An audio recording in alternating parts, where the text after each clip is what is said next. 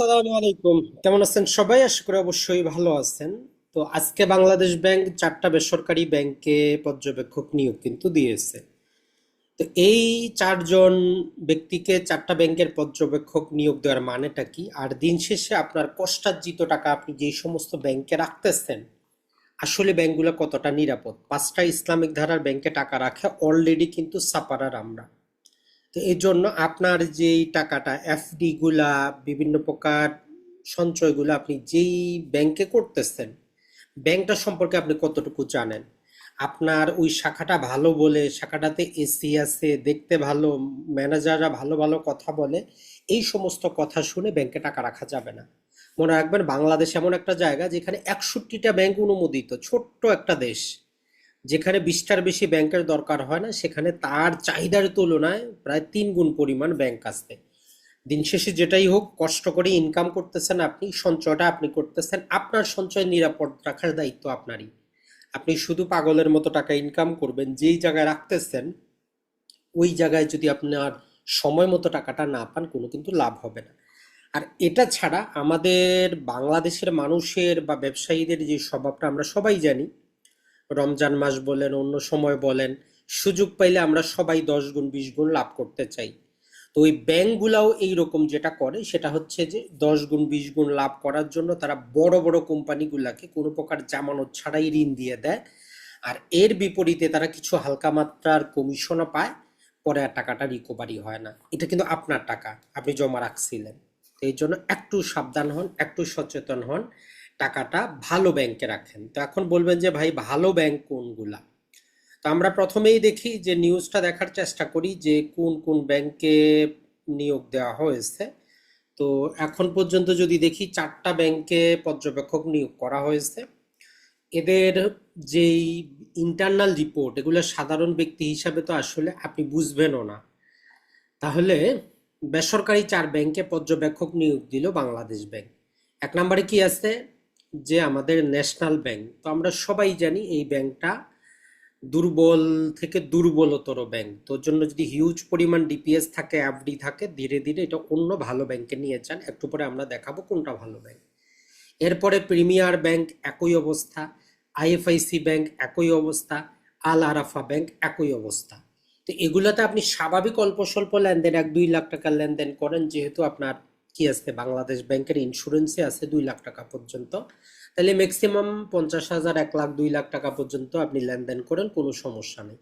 কিন্তু আপনি 10, 20, 30, 50 কোটি টাকা, 50 লাখ টাকা সারা জীবনের সঞ্চয় এই ব্যাংকগুলোতে এফডি করবেন না, ডিপিএস করবেন না, কিচ্ছু করার দরকার নেই। তাহলে এখন বলবেন যে ভাই তাহলে আমরা ভালো ব্যাংক চিনবো কিভাবে? কারণ অনেক ব্যাংকই তো বলে। তো এই জন্য একটা সিম্পল টেকনিক অর্জন করবেন, যেটা আমরা শেয়ার বাজারের ক্ষেত্রে লাগাই। মনে রাখবেন, আপনি যেই ব্যাংকগুলোতে এফডি করতেছেন ওই ব্যাংকগুলারই যারা চালাক বুঝে ভালো ব্যাংকগুলো শেয়ার কিনে মালিকানার অংশীদারি হয়। তো ওই টেকনিকটা আপনি যদি অর্জন করতে পারেন, ওই টেকনিকের মাধ্যমে আপনি জানতে পারবেন কোন ব্যাংকটা ভালো, যেখানে টাকা রাখলে আপনার কোনো লস হওয়ার সম্ভাবনা নাই, লস হবে না। ব্যাংকিং ধারায় যে কয়েকটা জিনিস মনে রাখতে হবে আপনাকে, সেটা যদি আমরা বলি, একটা হচ্ছে যে আপনার ওই ব্যাংকটা আপনাকে ডিপিএস এর পরিবর্তে, এফডির পরিবর্তে, আপনাকে সেভিং অ্যাকাউন্টের পরিবর্তে কত টাকা দিচ্ছে। এই টাকাটা তো তারা কোথাও না কোথাও থেকে লাভ করতে হয়, তাইলে তারা কিভাবে লাভ করতেছে, লাভ আসলে কি করতেছে কিনা। তো আপনি তো আর অত বড় চার্টার্ড অ্যাকাউন্টেন্ট নন, আপনি এত কিছু বুঝবেনও না। তাইলে এই যে ওয়েবসাইটটা আমরা বের করলাম, আপনি এই ওয়েবসাইটটাতে গিয়ে জাস্ট একটা ফর্মুলা দেওয়ার চেষ্টা করবেন, তেমন কিছুই না। যে আপনি যে ব্যাংকটাকে ভালো মনে করছেন, তাহলে ওই ব্যাংকটাতে যে বিনিয়োগ করছে মূল মালিক, তার কাছে আসলে টাকা পয়সা আসতেছে কিনা। যদি তার কাছে রেগুলার টাকা পয়সা লাভে আসে, তাইলে আপনি চিন্তা করতে পারেন যে আপনিও লাভবান হবেন, আপনার ডিপিএস, আপনার এফডি এগুলো সুরক্ষিত থাকবে, ব্যাংকটা দেউলিয়া হবে না। তো এটার জন্য আপনি এই যে fiscal.ai, যুক্তরাষ্ট্র ভিত্তিক শেয়ার বাজার যাচাই বাছাইয়ের একটা ওয়েবসাইট, এখানে গিয়ে আপনি আর ও ই বলে একটা শব্দ টাইপ করবেন। আর ওই মানে হচ্ছে মালিকের টাকার বিপরীতে বছরে কত শতাংশ লাভ। এটা 5 বছরের অ্যাভারেজ নিবেন জাস্ট, যে গত 5 বছরে কোন ব্যাংকগুলা ভালো দিতে পারছে। তো এখানে 36টা ব্যাংক আছে।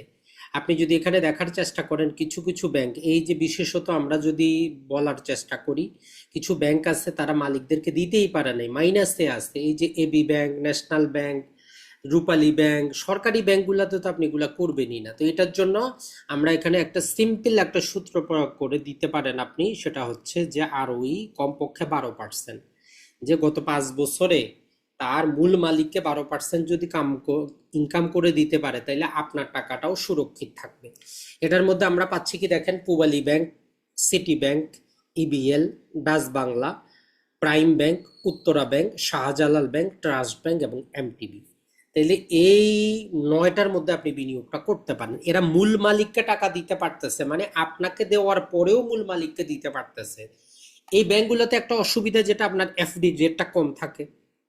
কিন্তু কথাটা হচ্ছে যে ভাই, আপনি 50 লাখ টাকা রাখতেছেন, যদি টাকাটাই না পান, তার চাইতে কম একটু পাইলে তো কোনো সমস্যা নাই। ব্যাংকিং সেক্টরে মূল যে জিনিস সেটা হচ্ছে যে আপনার এনপিএল বলে, যে লোনের বিপরীতে কত টাকা তারা নিয়ে আসতে পারতেছে। আপনার, আপনি 10 লাখ টাকা লোন নিয়ে যদি ব্যাংকে যদি 1 লাখ টাকা দেন, 9 লাখ টাকা যদি মেরে দেন, তাইলে ওই ব্যাংকটা করবেটা কি?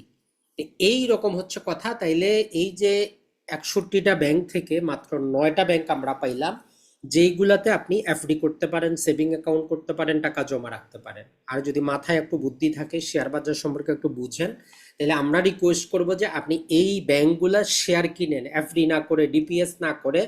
আগামী 10-20 বছরের জন্য যে টাকাটা আপনার দরকার নাই, ওই টাকাটা আপনি এদের শেয়ার কিনেন। আর যে টাকা আপনার লাগবে মাত্র 1 বছর 6 মাসে, ওইটা আপনি এফডি করেন, সঞ্চয়পত্র কিনেন, কোনো সমস্যা নেই।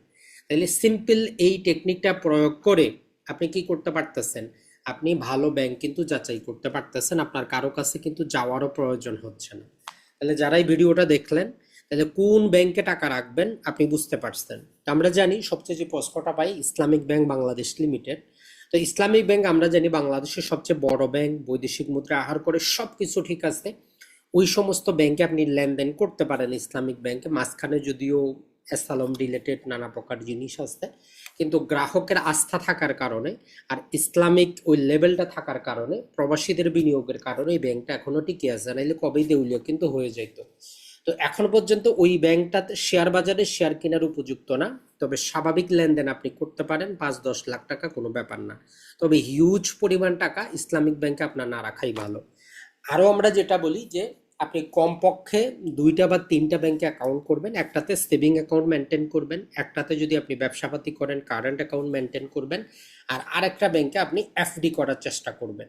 এই রকম 3টা-4টা ব্যাংকের লেনদেন থাকলে আপনার জন্য সুবিধা। আপনি বাংলাদেশের যত ব্যাংক আছে প্রতিটা ব্যাংকে 2টা করে অ্যাকাউন্ট করতে পারেন, একটা সেভিং একটা কারেন্ট। এফডি তো করতে পারেন, সেটা তো ভিন্ন। অতএব টেনশনের কোনো কারণ নাই। আর এর পাশাপাশি আপনি যেটা করবেন সেটা হচ্ছে অনলাইন ব্যাংকিং নিয়ে নেওয়ার চেষ্টা করবেন। তারপরে আবার অনলাইন ব্যাংকিং এ কিছু হারামখোর কোম্পানি আছে, এদের চার্জটা অনেক বেশি, 200-300 টাকা তারা এসএমএস চার্জও কিন্তু কাটে, ওইটাও একটু লক্ষ্য করার চেষ্টা করবেন। আর আপনি সেভিং অ্যাকাউন্ট করেন আর কারেন্ট অ্যাকাউন্ট করেন, প্রতি 6 মাসে তারা আপনাকে কি করবে, অ্যাকাউন্ট মেনটেন্যান্স চার্জ, নানা প্রকার চার্জ বলে চার্জগুলো কিন্তু কাটবে। আর আপনি যদি শেয়ার বাজারেও বিনিয়োগ করতে চান, তারপরে একটা ভালো ব্যাংকে অ্যাকাউন্ট থাকা দরকার, যেখান থেকে আপনি ট্রানজ্যাকশনটা করতে পারেন। তাহলে আমরা যে কয়েকটা ব্যাংক বললাম, এই ব্যাংকগুলোতে আপনি টাকা রাখবেন। আশা করি যে আপনি প্রতারিত হবেন না। আসসালামু আলাইকুম, ভালো থাকবেন।